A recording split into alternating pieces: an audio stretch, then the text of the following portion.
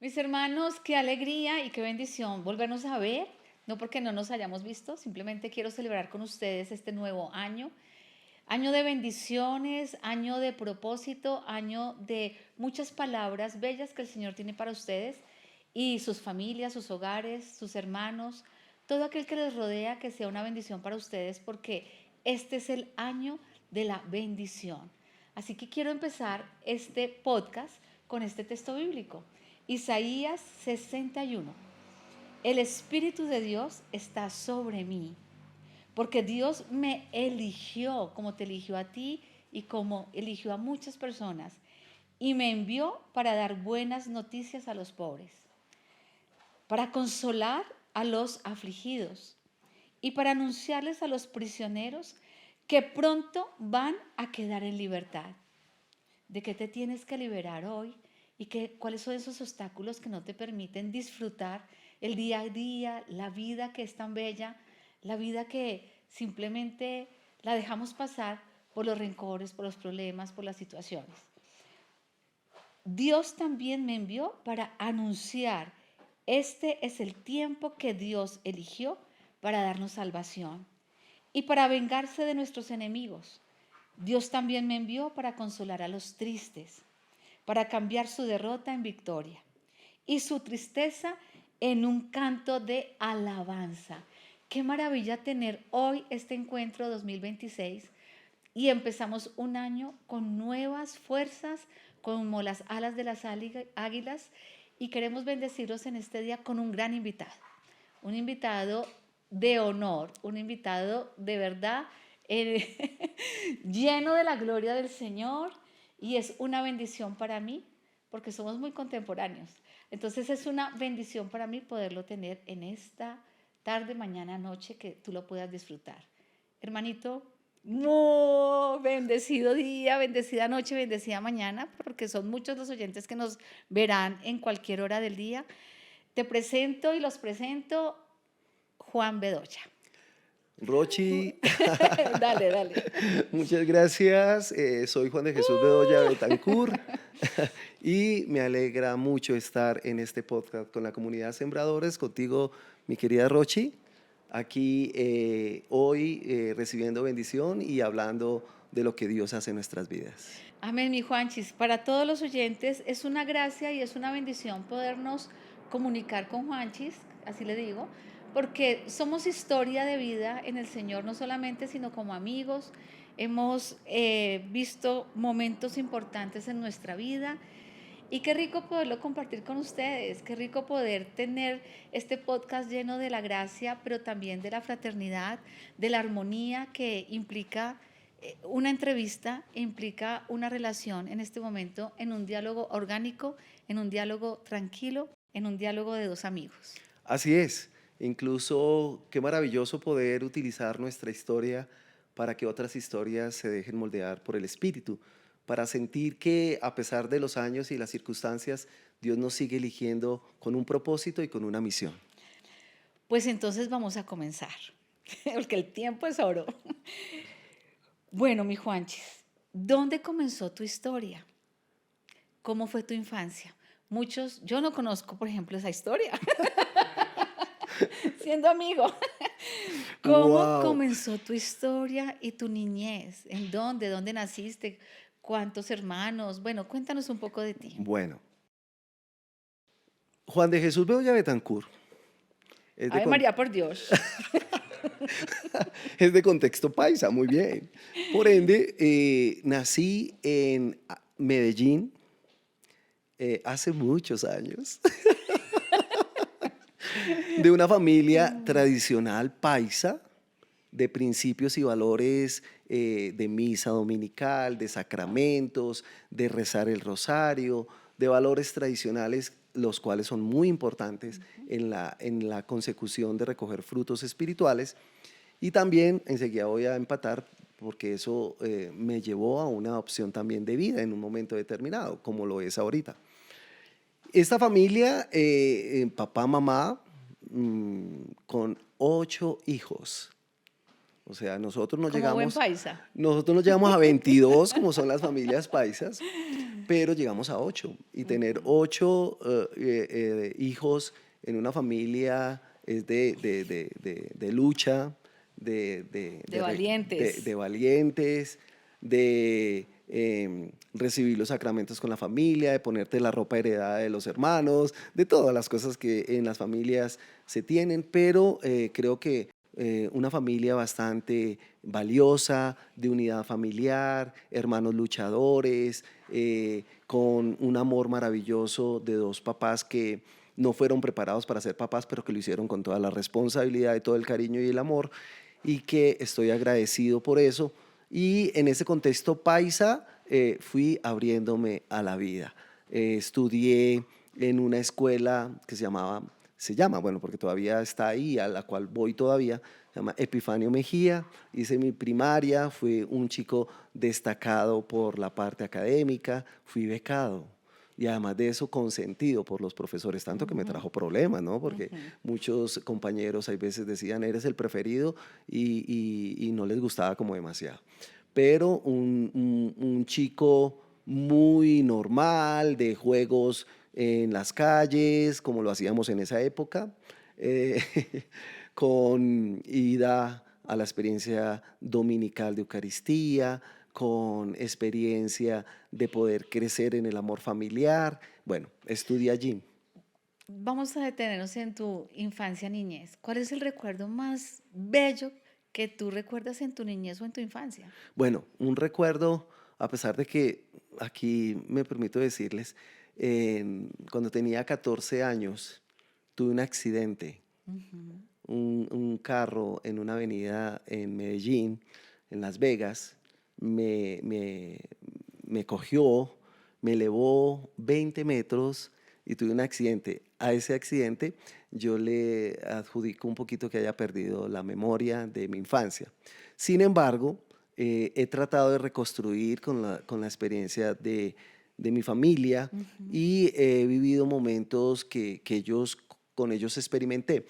Una de las cosas más marcantes y bonitas creo que fue la influencia de la mamá de mi mamá, o sea, de la abuela pastora y de la abuela, que nos ayudaron a crecer con un amor maravilloso y jugaban con nosotros.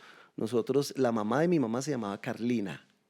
Así se llamaba mi abuela. Ah, oh my God, tenemos factores comunes, sí. Sí, ella se Entonces, llamaba Carlina ¿en también. serio? Sí, Mira que sí. Y, caldense, ¿cómo? caldense. Ok, esta era paisa y muy humilde, pero mira, con ella tenemos recuerdos de juegos. Tú sabes que es 8 hijos jugando con la abuela. Ujú. O sea, y Sí, juegos que no eran tan fáciles, ¿eh? sí, sí, sí, Eran sí, de la juegos, época, sí. sí, y eran juegos de una influencia tan maravillosa de unidad, de inocencia, de incluso de creatividad, porque hacíamos unas cosas bárbaras con la abuela y ella Ujú, se prestaba para eso. ujú. Y eso como que lo recuerdo bastante porque eso nos dio mucho arraigo a valorar y a querer la familia. Pues dentro de todo esto siempre hay como que eh, anhelos y sueños en tu niñez, pero también hay, digamos, frustraciones. Cuéntanos si recuerdas alguna de esas frustraciones que viviste en tu niñez, pero también cuéntanos algún sueño. Bueno, yo creo que uno de los sueños más grandes como niño, y eso que nosotros éramos muy obedientes, dependientes de la mamá y el papá, Sí. ¿no? Nuestro papá fue muy estricto, Mm. ¿no? Un papá paisa Ujú. que corrige a los hijos de una manera Ujú. fuerte es marcante, y así lo fue mi papá. El nombre de mi papá Y es así fue mi abuelo. Ok, mi Mm. papá todavía vive, tiene 90 años y lo honro hoy aquí en este podcast, y él se llama José Israel, pero ese José Israel es un hombre que nos marcó. Incluso le damos gracias a Dios porque creo que la responsabilidad y la seriedad ante la vida también se la damos a esas correcciones que él hizo. Pero al decirlo de esta manera, creo que de alguna manera el sueño que uno va adquiriendo es honrar a los padres, ¿no es cierto? Honrarlos tanto con un buen comportamiento como con abrirse a la vida a verlos felices, Sí. ¿sí? Y permitir que esa felicidad de alguna manera los compense y los lleve a vivir bien, ¿no? Porque éramos una familia humilde, de clase media baja, pues, que tocaba vivirla de una manera sacrificada y luchadora.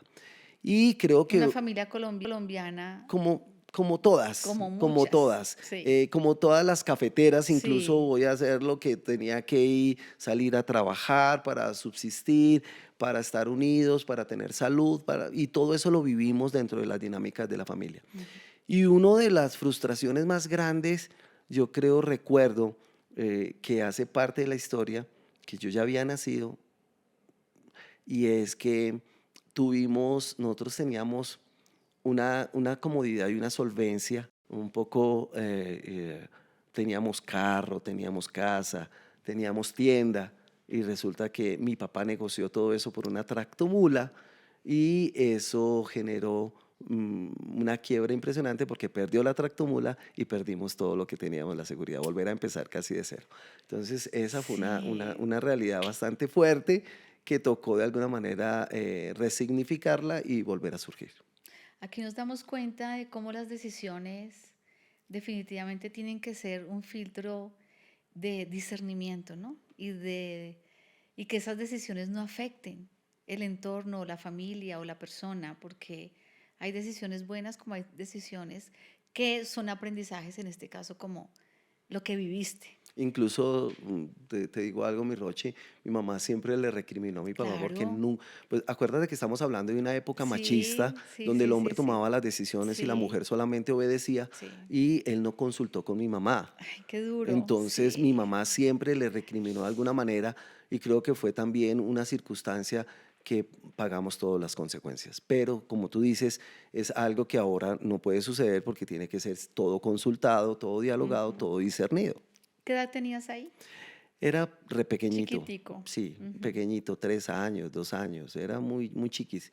E incluso eso, bueno, hizo que mis hermanos tuvieran que ponerse, los mayores, ¿no?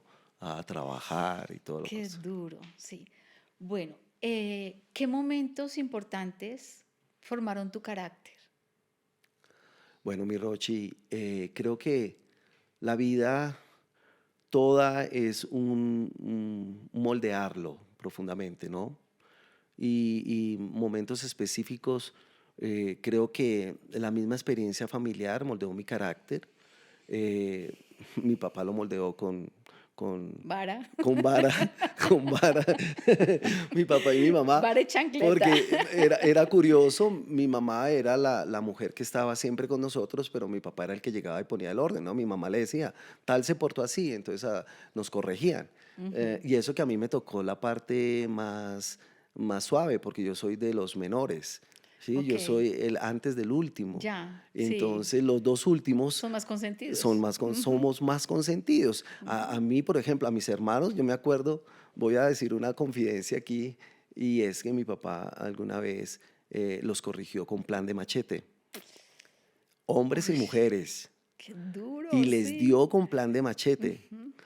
Eso es una manera fuerte de Sí. corregir, pero lo más edificante que me pareció y digno de mi papá fue que después lo vi llamando a cada uno, curándole las heridas y diciendo por qué les había pegado así. Ay, qué Entonces me lindo, pareció sí. muy edificante, y eso forma carácter, Ujú. eso forja una personalidad bastante hermosa.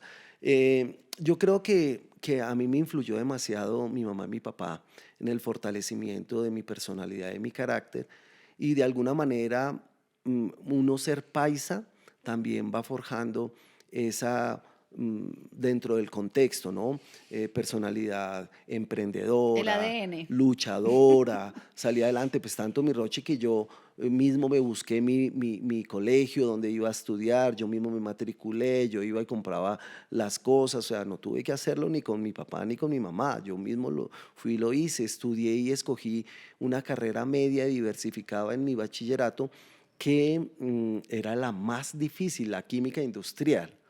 No me eches ese cuento. Y yo me gradué con una diversificación en el estudio académico Ujú. del bachillerato con química industrial. Yo salía como con 2 o 3 semestres de químico puro, químico farmacéutico o química industrial. Y salí y me metí al seminario en la vida religiosa, mira lo que es la vida. Pero ¿Qué sí, edad tenías ahí? yo entré de cumplidos los 18 años. Yo Ok. terminé de 17 años y a los 18 años ingresé al seminario.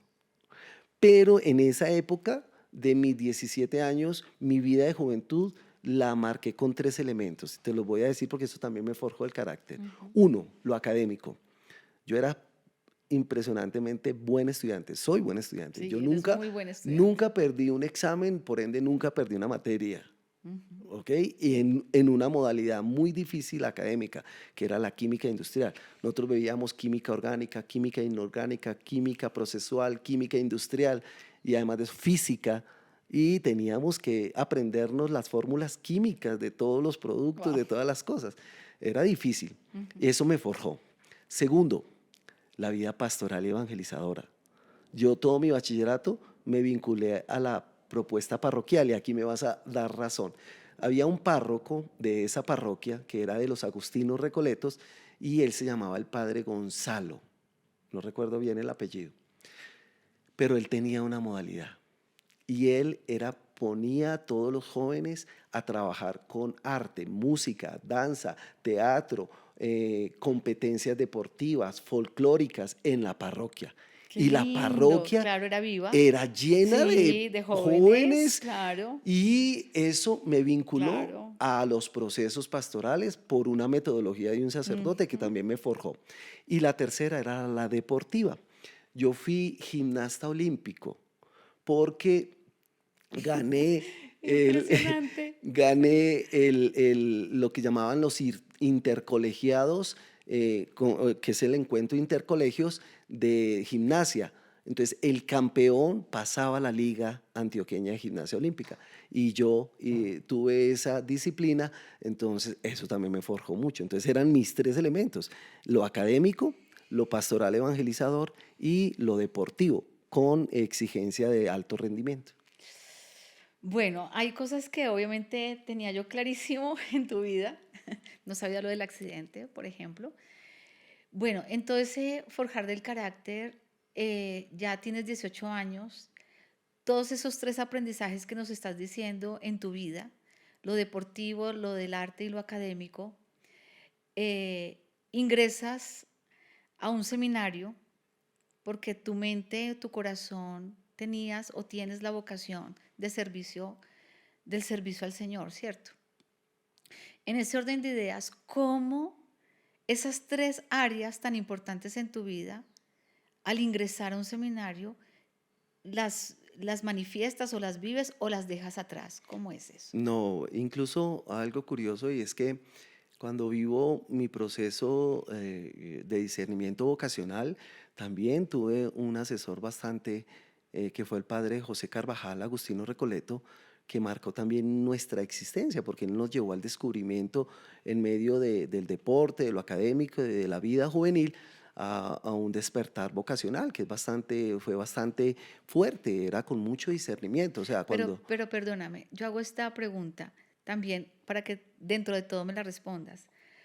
Eh, ¿En qué momento de todo lo que me estás expresando en tu historia de vida, pues nace esa vocación también, ¿no? yo creo que de alguna manera incluso vengo con raíces de influencia familiar a Ok. nivel de experiencia de Dios Ujú. y eso marcó de alguna forma. Dos, me marcó el ejercicio parroquial de cómo trabajaban estos sacerdotes en esa parroquia con tantos jóvenes y cómo eso me invitaba de alguna manera a replicarlo en mi existencia. Sí. ¿Sí? Marcaron mucho mi vida esos sacerdotes. Tanto que pues quise de alguna manera seguir en la vida sacerdotal. Y bastante curioso, porque yo siendo un hombre, incluso yo tuve competencias nacionales de gimnasia olímpica y yo me proyectaba a un esfuerzo. Yo entrenaba casi todos los días de 6 a 8 horas. todos los días. Yo Claro. salía del estudio a la 1:30 y a las 2:30 tenía que ingresar a estudiar, a entrenar hasta las 8:30 de la noche, casi Ujú. 6 horas. Y los sábados de 8 de la mañana a 2 de la tarde. Entonces creo que en medio de esto fui descubriendo esa vocación y ese llamado a Dios. Pero también tuve personas que me ayudaron a discernirlo. Y como eran influenciados por los padres agustinos recoletos, que son los agustinos que tienen aquí la Unidad Agustiniana, el Agustiniano Norte, Salitre, donde hemos hecho eventos con la renovación y todo, de alguna manera me impactó la vida de San Agustín, porque a través, cuando uno hace el discernimiento vocacional, estudia mucho la vida de San Agustín. Sí. Entonces los escritos de San Agustín, la vida de San Agustín se convirtió casi a los 36 años a través de la historia de la oración que tuvo Santa Mónica. Entonces uno dice, por Dios, aquí es un hombre normal que vivió muchas cosas, pero que decidió entregarse a Dios y mire Dios todo lo que hizo con su vida, pues uno quiere como replicar eso en su vida. Entonces como que fue de ahí donde nació esto. Y estando en el seminario, la disciplina también era muy grande, mi Roche. Nosotros, cuando yo estudié, yo vivía en Medellín y cuando cumplo los 18, los cumplo en el seminario. La primera etapa de formación en el seminario es en Manizales, allá en una vereda que se llama La Linda, al lado bueno, donde se puede ver el volcán Galeras y demás. En esa época me tocó varias explosiones de humaredas que tenía el volcán y a nosotros nos llegaba ahí al seminario, Ujú. nos llegaba tal cual el humo del volcán. Y allá estudiábamos, mira, semestres de 13 materias, más intervacacionales.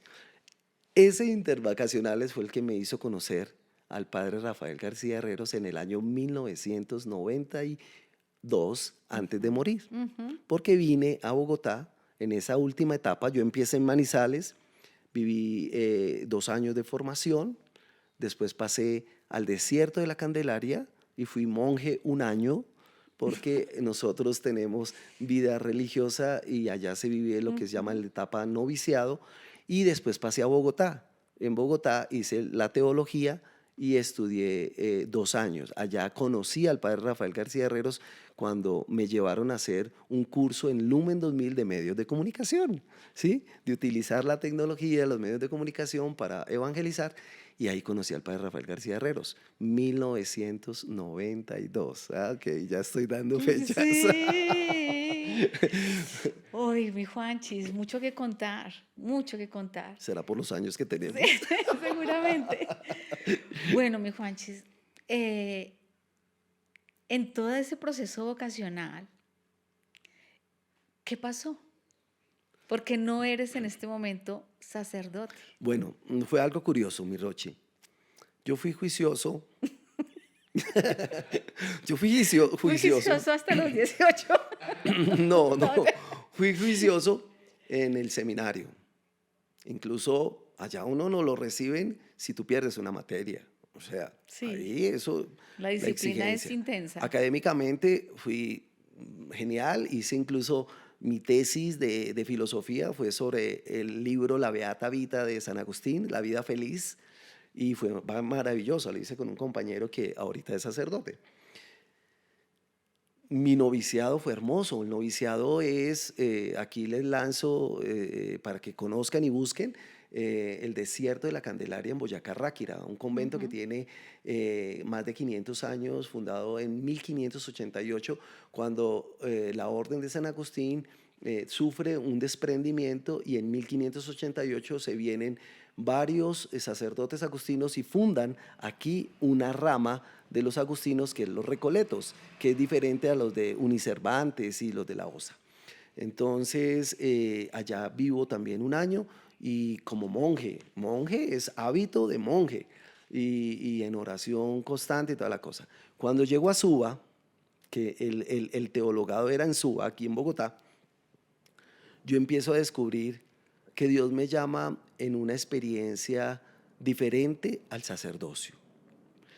Yo empiezo a ver que al lado del sacerdote hay muchos laicos y que con esos laicos vale la pena, primero, formarse para formarlos y segundo, apoyarlos para ser la mano derecha del sacerdote, porque el sacerdote no lo puede hacer todo.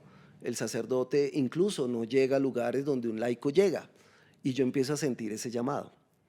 Además de otras cositas que uno empieza a ver en una comunidad, ¿no es cierto? Sí, ya. Entonces uno empieza a ver los testimonios, uno empieza a ver la manera de vivir, uno empieza a ver cómo se viven los votos de pobreza, castidad y obediencia, elementos comunes que uno descubre allí, y de alguna manera yo siento el llamado a formarme como laico y a formar a laicos. Entonces yo en el año de 1992 me retiro y me vengo a Medellín incluso voy a contar aquí otra infidencia, y es que cuando yo llego a Medellín, mi familia está viviendo una situación bastante coyuntural, y ahí entendí por qué también Dios quería que estuviera, porque yo llego y aporto de una manera muy saludable y equilibrada al desarrollo integral de mi familia. Ujú. Gloria a Dios. Mm. Ok, ¿en qué momento de tu vida conoces la renovación católica carismática? Uy, eso sí fue marcante. Mira, Que a todos nos marca, ¿no? total. Mira, Digo yo. en el año de 1991 conocí aquí en el Minuto de Dios a su representante de la renovación, que era el padre Rafael García Herreros. Incluso ahorita, antes de cámaras, nosotros hablábamos, porque nosotros conocimos el templo, el primer templo que tuvo el Minuto de Dios, que era el templo que construyó el padre Rafael García Herreros, y haciendo como historia, él construye ese templo en el año de 1963 y lo construye con las características que en el año 1965 el Vaticano II, en la Sacrosanctum Concilium, va a plantear la reforma litúrgica. Y el padre Rafael construyó el templo así, acuérdate que era el altar en el centro, las personas Divino. alrededor, de una manera muy conjunta con las personas, muy Muy cercana. cercana, muy de Total, muy comunión, muy correcto. fraternal. Y el padre Rafael García Herreros, ahí conozco al primer representante. Mira, esa construcción y el mismo barrio Minuto de Dios en su estructura ya invitaba a entender que había otra manera del espíritu de obrar. Entonces ya estaba conociendo la renovación. Segundo, yo paro mis estudios en 1992 en más o menos como febrero. Y en marzo me llaman y me dicen, Juan, te tenemos un regalo. Vas a ir a hacer un retiro en el Foyer Charité con el padre Fernando Umaña en Zipaquirá. Y yo digo, yo no conozco, ¿qué es eso? Sí, que Sí, te compramos vuelo, ve para allá, es un regalo de cumpleaños para el 8 de marzo. Bueno, y nada más que con Fernando Maña. pero espérate, incluso con qué más. Ajá. Fernando Umaña, para los hermanos que nos oyen, es uno de los también segundos personajes que trajeron la renovación a Colombia, pero desde el lado de la espiritualidad del Foyer Charité, que los hogares de caridad de Marta Robán y toda la experiencia que tuvo esto, porque son como una casa de retiros muy en silencio, pero de los cursillos de cristiandad, como eran anteriormente. Y se vivían como las bases y las fuentes de la fe, y a través de eso la gente vivía una experiencia de renovación muy bonita con el Espíritu de Dios, porque el padre Fernando Maña era un hombre bastante ungido Y muy carismático. y muy carismático. Pues resulta que no solamente iba a estar en ese lugar. 8 días antes de yo llegar, había estado en la capilla del Foyer Charité Miriam, una de las videntes de Medjugorje, Yugoslavia. Qué regalazo. No, regalo y medio. Y en esa capilla se sentía el poder del Espíritu. Yo recuerdo que allá el Señor me regaló una experiencia en lenguas impresionante. Que de tú la no cual- conocías. Que no conocía, pero que me indujo el padre Fernando Maña en su experiencia carismática. Hago un paréntesis. En términos que nosotros dentro de las entrevistas usamos o utilizamos que las personas de pronto no conocen o no están muy unidas a la experiencia carismática, ¿nos puedes explicar un poco sobre el don de lenguas, mi Juanchis? Así muy en frases, ¿Te acuerdas la canción que nosotros cantamos? muchas cuales. La del don de lenguas. Chupara papapa churupa.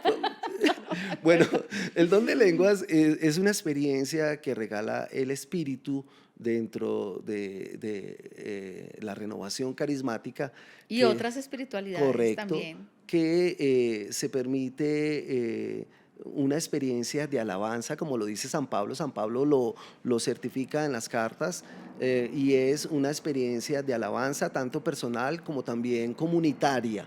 Y es una, digamos así, como una manera de conexión con Dios espiritual que te lleva a hablar en un lenguaje espiritual, Así ¿no es es. cierto? Que no Entonces, se entiende, es muy que sencillo, es expresado pero libremente. que en la renovación carismática se ejerce uno como crecimiento de la experiencia espiritual que vive un fiel, o cuando ya, por ejemplo, es un don de lenguas con interpretación o con profecía o con algo que es para edificar a la comunidad, ¿ok?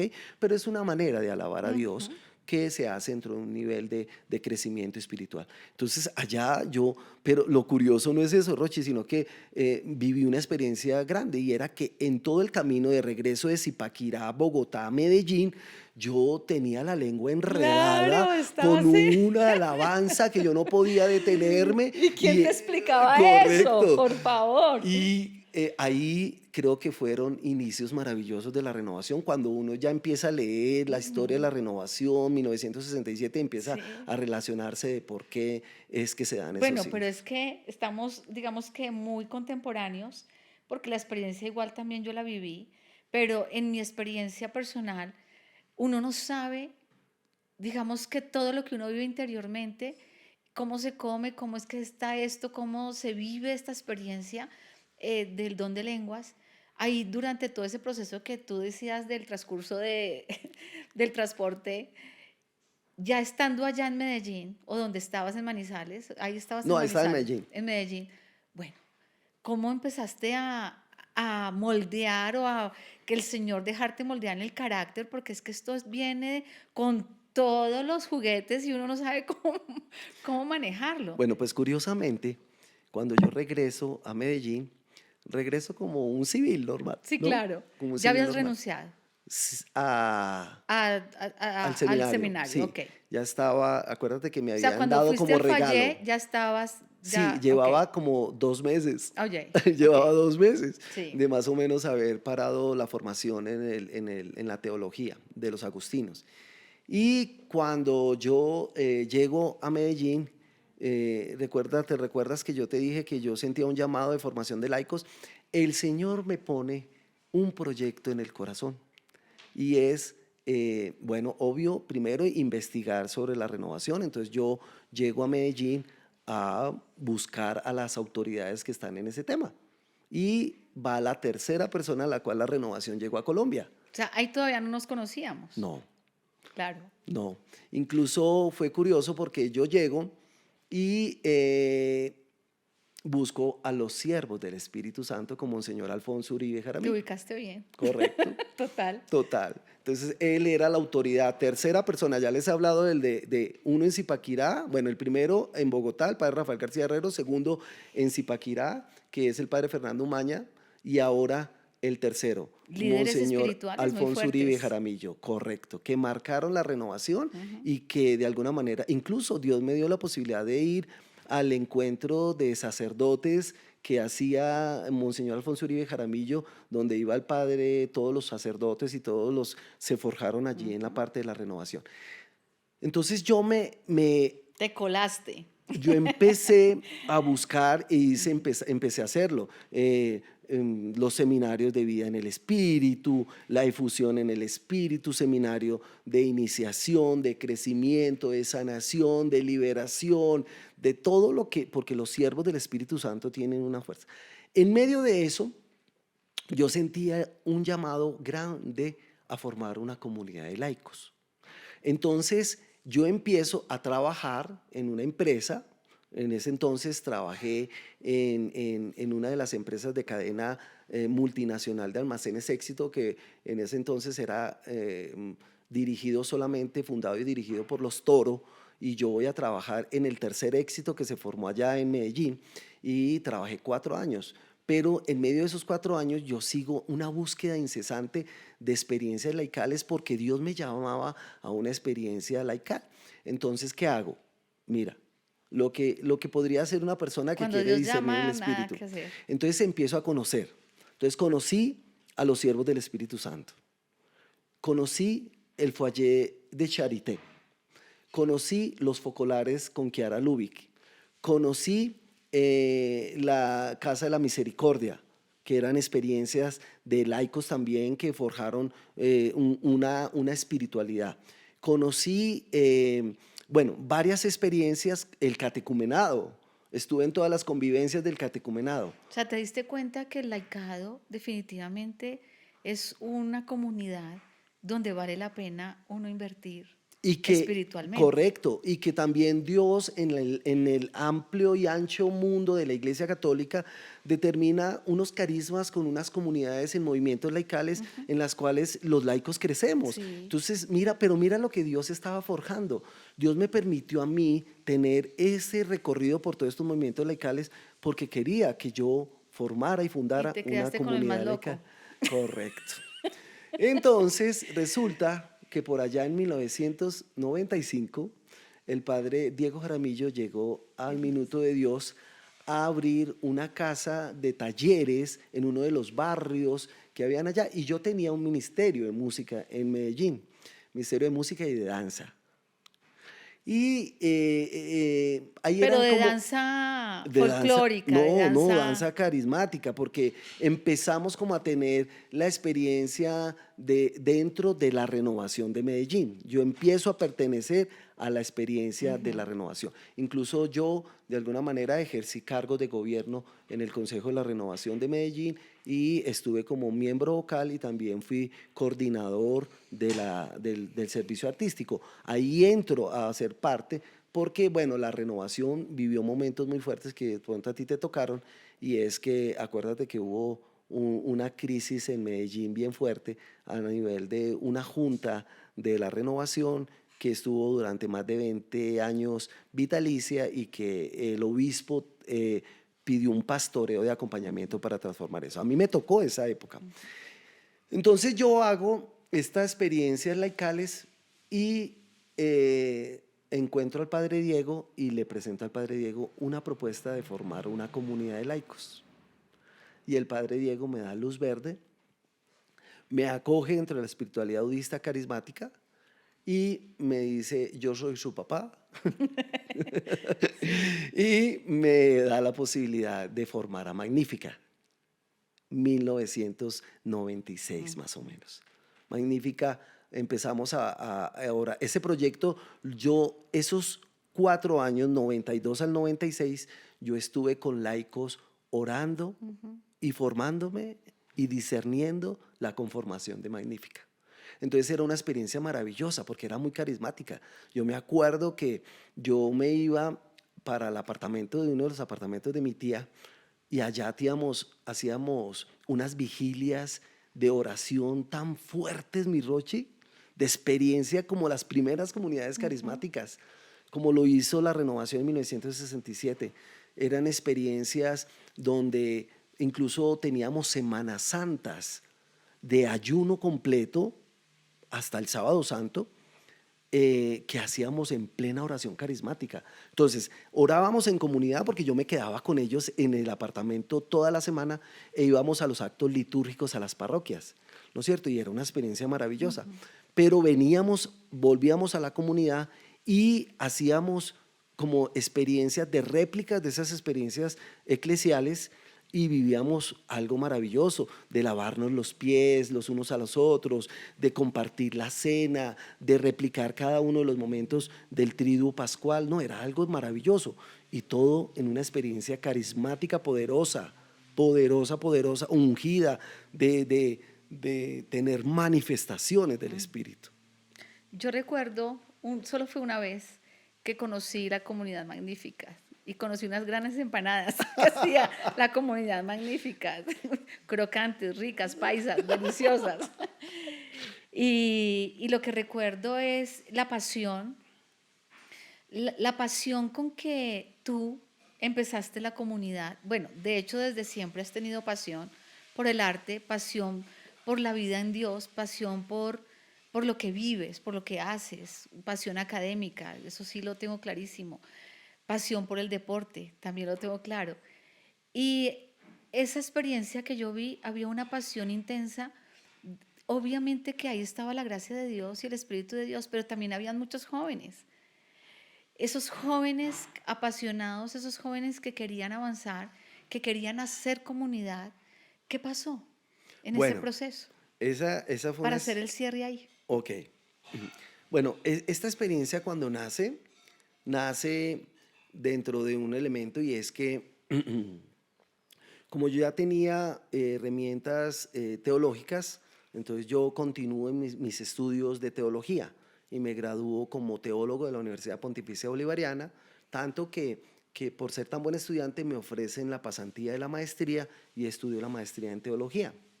Y eso me da elementos de conocer el derecho canónico y esto me da la posibilidad de hacer estatutos y hacer un proceso de adaptación de la vida comunitaria de laicos como la vida comunitaria de religiosos a la vida comunitaria de laicos. Eso no lo había.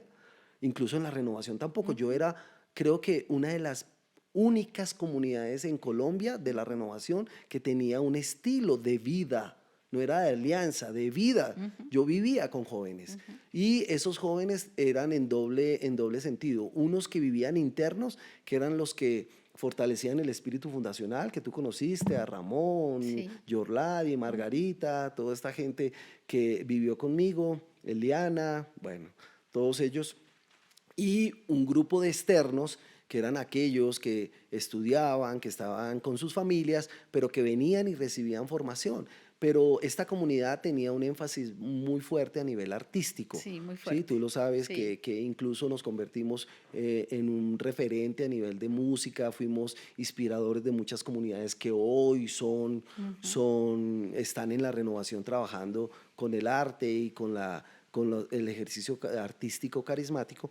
Y trabajamos durante 10 años. Hace mucho tiempo.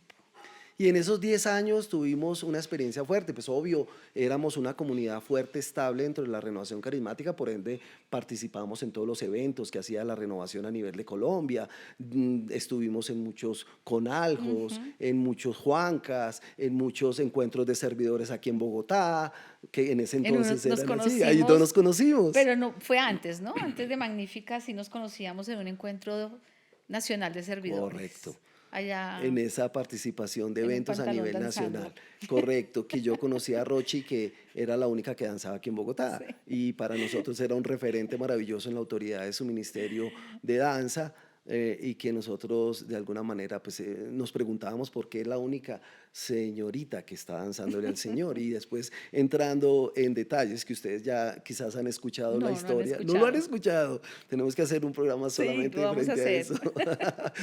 La Y, historia de la danza de la Renovación Católica Carismática. Vamos a Correcto, hacerlo. correcto. Y allí, pero teníamos un feeling artístico que nos unía, incluso fue maravilloso. Sí, recuerdo, mi Rochi, que una vez tú estuviste en Medellín con una experiencia no muy grata, ¿te acuerdas? El día que te hicieron el paseo millonario en Medellín Ah, sí. y que allá te recibimos en la comunidad Sí. como para sanar y restaurar esa Sí, experiencia, pero sí. fuiste también como un instrumento poderoso del Señor en tu carisma.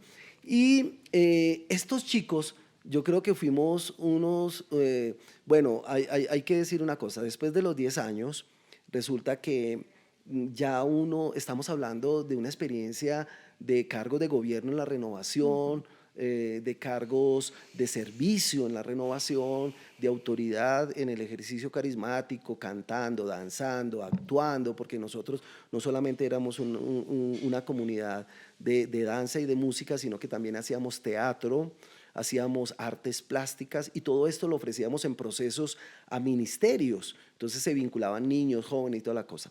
Todos, cuando vivo toda esta experiencia, resulta que en el año 2006, dentro de un personaje que tú y yo conocemos que se llama Pacho Bermeo, se funda una comunidad a nivel internacional.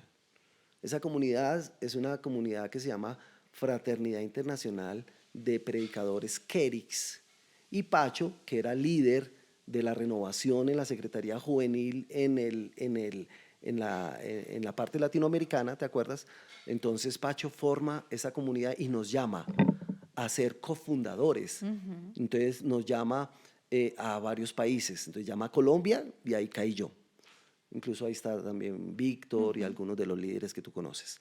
Venezuela, Estados Unidos, México, Uruguay, Paraguay, Chile, y reunimos a todos estos líderes y formamos esta fundación. Entonces yo me traslado de Medellín a Bogotá dentro también de un proceso de dejar a Magnífica y de venir a Bogotá a desarrollar este proceso a nivel internacional. Para mí es como una etapa nueva. Es más, Sí. cuando nosotros empezamos Kerix, lo empezamos en la casa Tarso, que queda ahí en el Minuto de Dios, al lado donde vivía la tía, la hermana de tu mamá, al lado donde está el comedor, y ahí vivimos como 3 años la experiencia.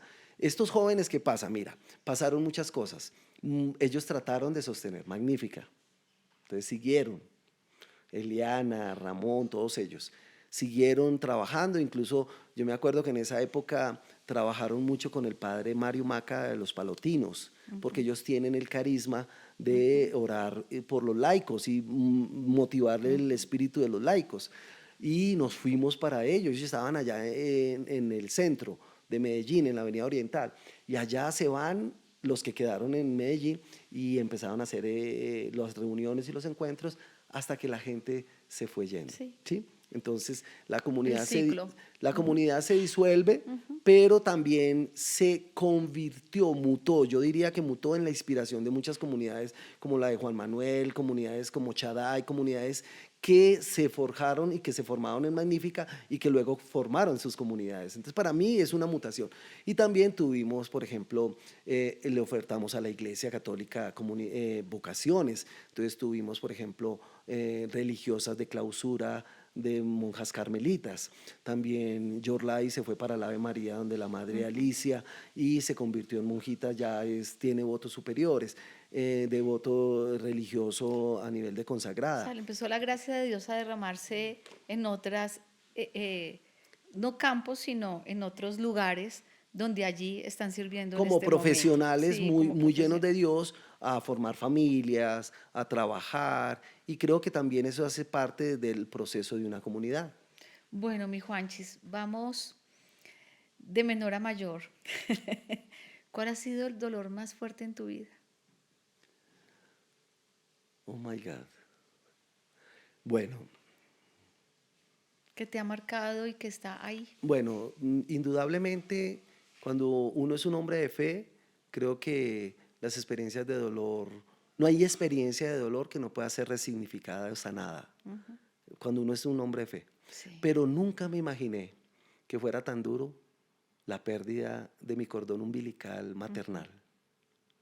2019 muere mi mamá y yo siempre, ustedes saben que los paisas somos muy influenciados matriarcalmente, y ver la manera como murió mi mamá, que fue desapareciendo en su vitalidad y en sus funciones normales, verla reducirse y morir como murió, eso fue muy doloroso. Pero no solo eso, fue quizás significativo, pues saber que una mujer de 86 años de alguna manera ya había cumplido el ciclo de su vida y que quizás podía ya irse tranquila, sino que el dolor de mi mamá le activó a mi segunda mamá, que es mi hermana mayor, un cáncer que la consumió con metástasis en 4 meses, con cuidados paliativos, la cual la vimos reducirse de una manera impresionante hasta que murió. Y voy a decir acá que incluso yo, que he orado por tanta gente y han sucedido tantas cosas, y que Dios me ha dado la gracia de creer tan fuertemente, tuve momentos en los que me fui a orar por ellos, por ellas, y a orar y reclamar el poder sanador, restaurador. Y, y Dios me hizo entender que la sanación tenía otras dimensiones Amén. y que la muerte era una manera de también sanarse y también de entender que lo que anhelamos todos, que es de ir a contemplar al Padre, al Hijo y al Espíritu Santo, es una gracia para los que se van primero que nosotros. Y que hay veces nos aferramos a cuestiones y nos volvemos un poco egoístas, a pesar de que somos hombres de fe y mujeres de fe, de que queremos tener a los seres queridos y a todos aquí al lado. Y no, no es posible, sabiendo que todos anhelamos querer estar ante Dios danzándole y cantándole y alabándole. Y eso me tocó entenderlo, pero fue un dolor muy profundo. Yo, cuando recibí la noticia de la muerte de mi mamá y luego de mi hermana, me senté como todo hombre, me pongo las manos en la cabeza, desesperado, y decir, ¿por qué? Pero un por qué confiando en las promesas de Dios. Un por qué sin egoísmo, un por qué no con cizaña de echarle el agua sucia a Dios, porque hace una cuestión de esas, sino de entender y dejar a Dios obrar. Hay muchas personas que hoy nos están escuchando que han vivido momentos de dolor, no solamente por la pérdida de algún ser querido, sino hay varios momentos de dolor. ¿Qué les dirías hoy? ¿O cuál sería como la motivación o preparación del corazón, podría decirse, para que este dolor es dolor y sé que es intenso, nada es suave en el dolor, pero ¿cómo qué les dirías en este momento de preparar el corazón para que ellos entiendan que hace parte de la vida también el vivirlo de una manera entregada al Señor, obviamente? Uy, Rochi, si nosotros entendiéramos el valor y el poder del dolor, lo abrazaríamos. Porque el dolor, eh, incluso Jesús nos mostró la dimensión del poder del dolor. Un hombre que abrazó su pasión, que abrazó el rechazo, los latigazos que tuvo, la corona de espinas, las bofetadas, las burlas, el sufrimiento y todo para redimirlos. Si nosotros entendiéramos lo que el dolor redime, yo creo que lo abrazaríamos. Y hoy quisiera decirles que ningún dolor nos puede abstraer de sentir que Dios nos lleva en sus brazos Amén. y que el dolor es simplemente la antesala de lo que Dios va a obrar en su poder sobrenatural, de gracia, de resurrección, de restauración. Entonces, no dejes que ningún dolor te haga perder las fuerzas, no dejes que ningún dolor te abstraiga de estirar tus brazos y sentir que Dios te está sosteniendo. Amén. No dejes que ningún dolor te lleve a renegar de Él, porque, bueno, sabemos que ese es el propósito del contrario a Dios, de llevarnos a la desesperación total. Entonces, abracemos el dolor como abrazar la cruz. Amén. Bueno, mi Juanchis, ¿quién eres tú hoy? ¿Quién es Juan de Jesús Bedoya hoy? Oh my God. Yo soy hoy un hombre, incluso venía pensando en eso, mi Roche. Yo soy, creo que es un Yo más hombre, joven que tú, obviamente. pero por unos mesecitos, muy contemporáneos, mis queridos hermanos. Por eso estamos aquí. Pero creo que un hombre de mucha fe, abierto cada día al obrar del Espíritu.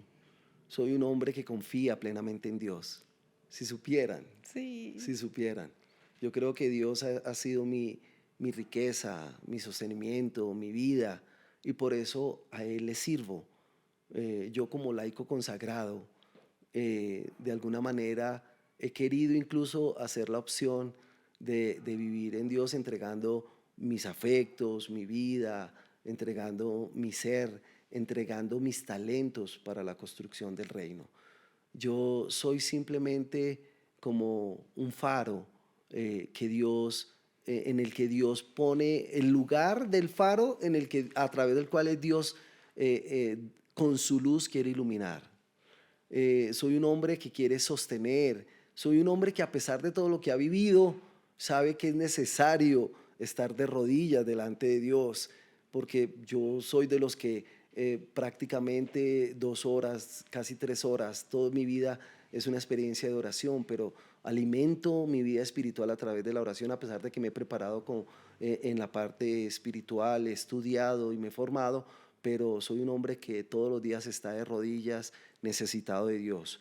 Soy un hombre a través del cual quiero mostrar un rostro humano de Dios verdadero, que se ha incluso desvinculado de muchos prototipos a los cuales uno cae por legalismos y por circunstancias donde uno cree que viviendo esos legalismos, incluso hay veces cayendo en fariseísmos, uno piensa que así está viviendo la experiencia de Dios, pero llega una edad como la que tengo yo ahorita, en la cual uno va viendo lo esencial de esa experiencia espiritual y creo que en esa etapa estoy.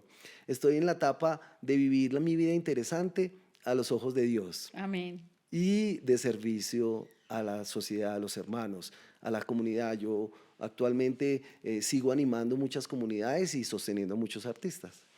¿Qué sueño te persigue en este momento? Wow. Hay unas preguntas así como medio existenciales, Sí. que solo el espíritu le coloca, pero que lo ponen a uno así como delante de las cámaras. Yo que respondo, Espíritu Santo, ilumíname. Tú eres académico. Pero creo que yo de Pues alguna es que uno manera, nunca deja de soñar, mi correcto. Juanchis. Entonces, ¿qué ese sueño tienes hoy? Pero sopesando mis sueños, obvio, yo quiero vivir mi vida en Dios. Mm, quiero incluso, como consumirme en el deseo de estar solo delante de Él. Tú sabes, ¿no? De contemplarlo y vivirlo en la intimidad. Creo que incluso estoy viviendo una etapa, y les digo a mis hermanos que también, para que me ayuden a orar, y es una etapa donde después de uno todo lo que viví carismáticamente, dice, como lo dijo Santo Tomás, después de haber escrito la Suma Teológica, y es que todo lo que ha escrito no es nada comparado al estar delante de Dios y contemplarlo y adorarlo. Entonces yo creo que es eso, hermosa. Yo quiero contemplarlo y como diría Santa Teresa, que tan alta vida espero que muero porque no muero, y es que mientras esté aquí pueda ser útil para Él. Amén. Amén. Quiero volver a leer este texto, mis hermanos, y quiero que me digas qué sientes y cuál sería como tu aprendizaje en tu vida o en tu historia que este texto te cogió, te acobijó y te enseñó. El Espíritu de Dios está sobre mí, porque Dios me eligió y me envió para dar buenas noticias a los pobres, para consolar a los afligidos y para anunciarles a los prisioneros que pronto van a quedar en libertad. Isaías 61. Mira, mi Rochi, hay dos palabras que perfectamente, bueno, tres. Uno, el Espíritu de Dios está sobre mí.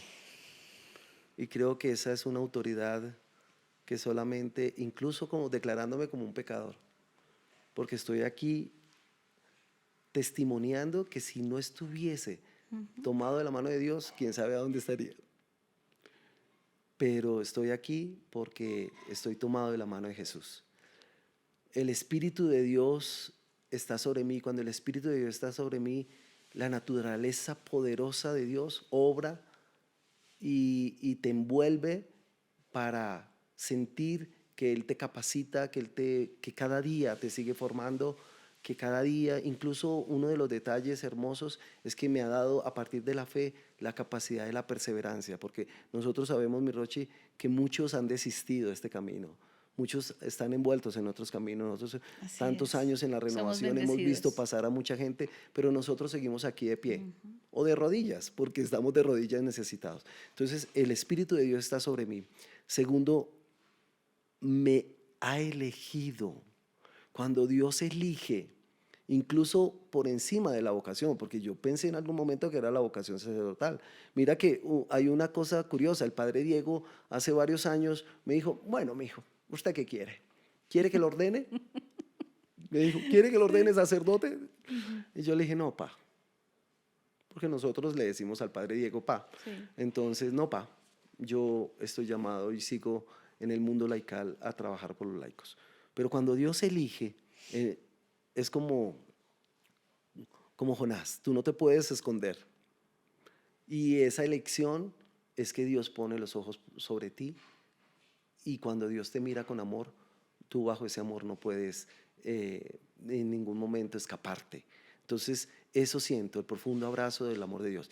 Y tercero, que ese espíritu sobre mí y esa elección me ha llevado a ayudar a caminar a los que son ciegos, a los que están sordos, a los que están cojos, a hacer las obras de misericordia que en este momento nosotros lo llamamos a través de la comunidad Tabor, hacer rostro humano de Dios.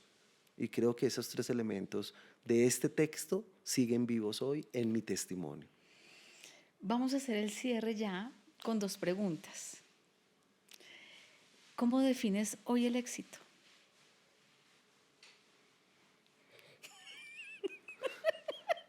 Hermanos, es, bueno, mi Rochi, yo creo, mira, voy a utilizar un término maravilloso.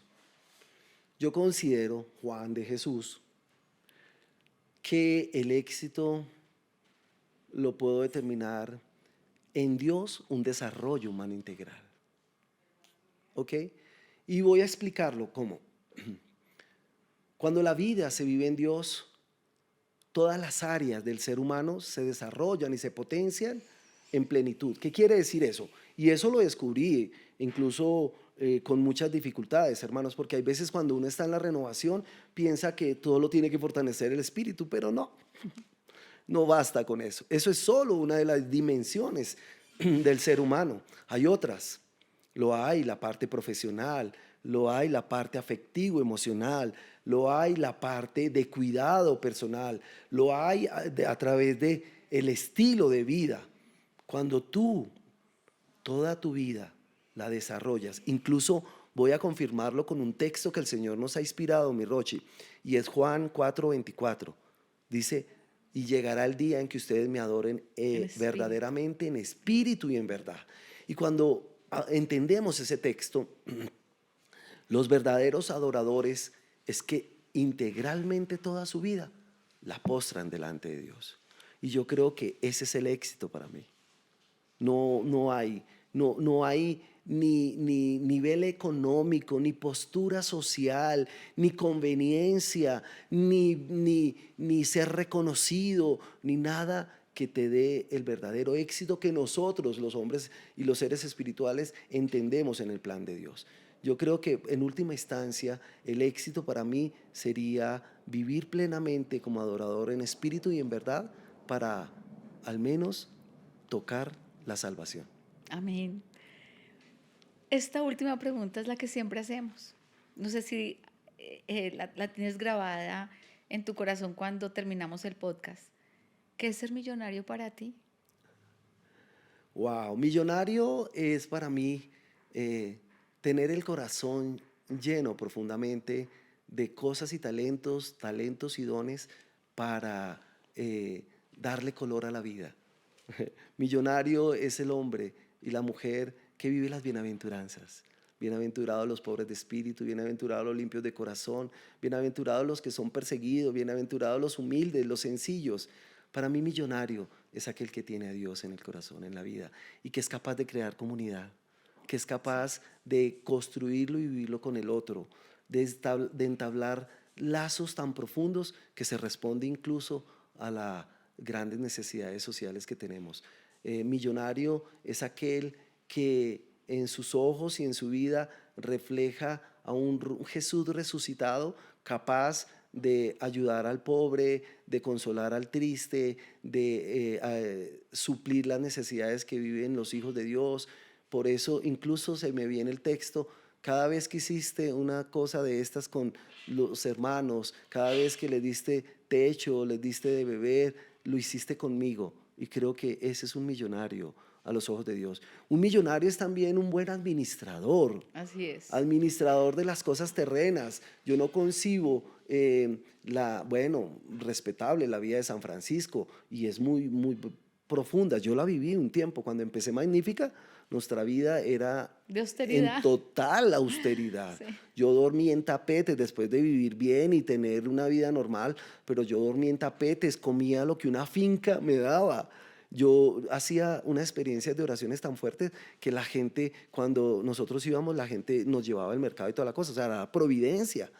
Pero en este momento Dios necesita incluso millonarios capaces de utilizar la tecnología para instaurar el reino, por ejemplo, que sean capaces de administrar las ganancias y las riquezas para suplir, como por ejemplo lo propone Chiara Lubich con la economía de comunión, que es que la productividad de las ganancias, en vez de darle más a los que lo tienen, es que se destinen para el desarrollo de los más pobres. Millonario es el que tiene el corazón hinchado de Dios, lleno del poder del Espíritu Santo. Pues mis hermanos, ¿qué más decir de este hombre de Dios que viene a traernos bendición, a traernos gracia, a darnos un poquito de su vida, un poquito de su mente, de su parte académica, pero sobre todo de su corazón tan grande y gigante como un adorador? Te invito para que ores con nosotros, para que inclines tu rostro, porque es el momento para adorar, bendecir y cerrar este podcast con una gran oración y una gran adoración para Él. Solamente con Él vivimos, solamente con Él estamos, solamente con Él podemos hacer todas las cosas buenas que salen de nuestra mente, de nuestro corazón. Te alabamos, te bendecimos, te adoramos y te glorificamos. Amado Dios, gracias porque nos permites estar aquí, porque nos permites vivir, ser millonarios, porque nos permites estar contigo y eso es ser millonario, porque nos permites adorar, bendecir, agradarte. Y yo te invito a ti que nos estás viendo, que inclines tu rostro para que le agrades, que tu corazón se incline para que le adores, que tus manos se levanten para que expreses en libertad todo lo que Él tiene para ti y que esta entrevista, este momento de gracia, este momento de historia haya sido edificante para tu vida, haya sido edificante para tu casa, para tus hijos, porque todos tenemos una historia que contar y esta es la de Juan Bedoya. Alabo a Dios en esta noche por él. Le doy gracias a la Virgen María que lo ha acogido, que lo ha tomado, que lo ha resguardado, que lo ha cuidado, que ha intercedido por él todos los días. Gracias, mamita María, hoy te bendigo porque aquí está tu hijo que has amado tanto durante tantos años. Y hoy te bendecimos con la oración que siempre nos has enseñado. Dios te salve María, llena eres de gracia, el Señor es contigo. Bendita tú eres entre todas las mujeres, y bendito es el fruto de tu vientre, Jesús. Santa María, Madre de Dios, ruega por nosotros los pecadores, ahora y en la hora de nuestra muerte. Amén. Toda la gloria sea dada al Padre, al Hijo y al Espíritu Santo, como en el principio, ahora y siempre, por los siglos de los siglos. Amén. Mil bendiciones para todos. Los esperamos este viernes o cada viernes para que se conecten con nosotros. Le den la campanita, suscríbanse, escriban, cuenten de pronto cosas interesantes de sus vidas y por qué no, si tú quieres estar aquí, escríbenos, porque tienes una historia que contar. Dios te bendiga. Un abrazo fraternal. Bravo.